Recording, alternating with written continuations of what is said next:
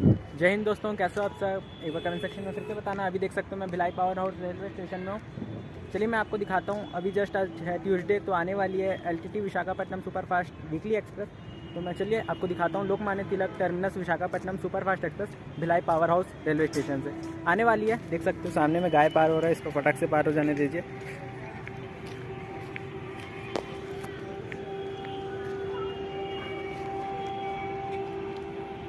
देख सकते हो दोस्तों, मिडिल लाइन से आ रही है।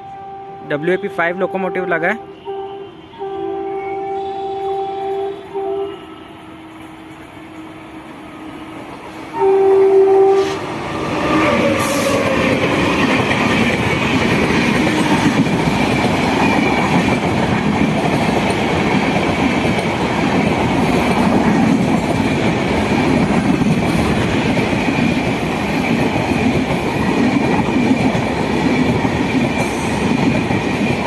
Lokmanya Tilak terminus Visakhapatnam superfast express.